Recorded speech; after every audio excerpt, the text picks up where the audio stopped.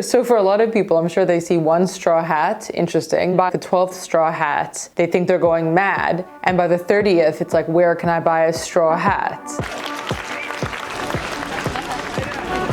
Wonderful. Why are these folks dressed in old-timey wear? And why is there such a queue to buy soap? This is a special day known as Bloomsday. So the epic book called Ulysses by James Joyce. Okay. So the Cliff Notes version for you so that you can understand a seemingly random walking around Dublin city centre. James Joyce's Ulysses is a parody on another classic, Homer's The Odyssey. But whilst The Odyssey spans 10 years in multiple countries around the world, Ulysses is one city in one day. That city is Dublin. And that one day is June 16th. We follow the main character, Leopold Bloom, and what he did in that day in this over 400-page book. Everyone dresses up as if it were 1904, which is when it was set. So they have a straw hat, nice jacket, and the ladies wear a high-collared shirt and long skirts. But I think most of the people are just going for the straw hat, easy to take off and go back to looking quote-unquote normal.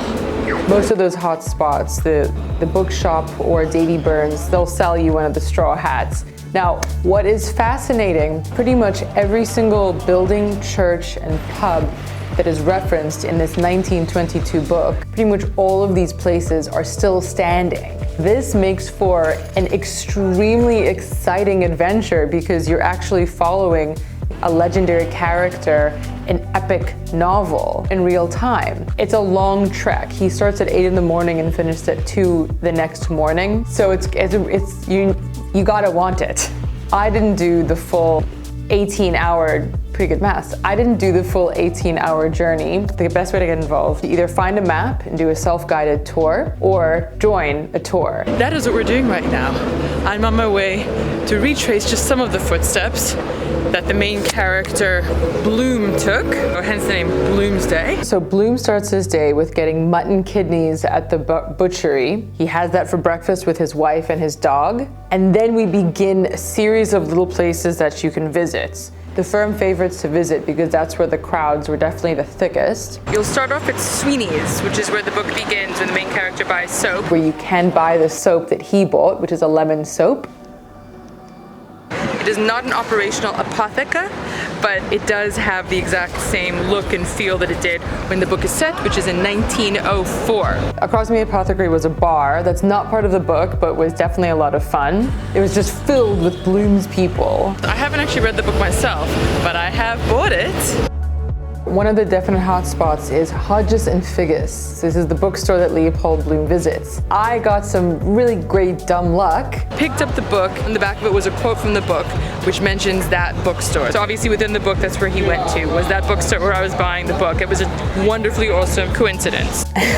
Look at this. I mean, beautiful book, but just absolutely enormous. And as you can see from the pristine care, I have not read it. So I thought it was 400 or 500 pages. It's over 900 pages. That's a firm favorite, and they do readings. And my favorite speaker was this guy who was clearly hungover. I think he even says he's hungover. Go for it, go, come on, Captain, come on, you can do it, you can do it.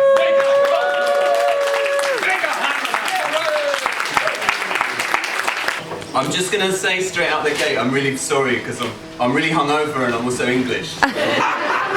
Into the penumbra of the garden, the heaven tree of stars hung with humid night blue fruit.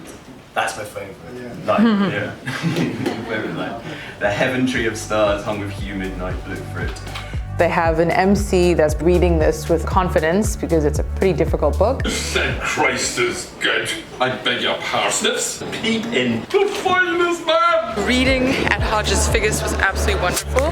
So there was a multitude of readers reading their favorite passages from Ulysses. My favourite line coming up. I got here it hit the pitifully start with a picnic.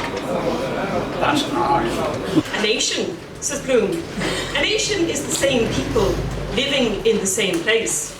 By God then, says Ned, laughing. If that's so, then I'm a nation, for I'm living in the same place for the past 5 years. It was lovely to hear different people's takes on it to bring the characters to life and their emphasis on the words and the phrases they loved so much. So I'm excited to read the book. I'm super intimidated because the words, there are multiple 4-syllabled words here. There's a van about to hit me. So we've done the reading. We're back on Duke Street, and this is where there is Davy Burns and Bailey's. Both of them do things on Bloomsday. If you are celebrating Bloomsday, you definitely have to come to Duke Street. The day is just filled with these happy little surprises. Welcome to Bloomsday.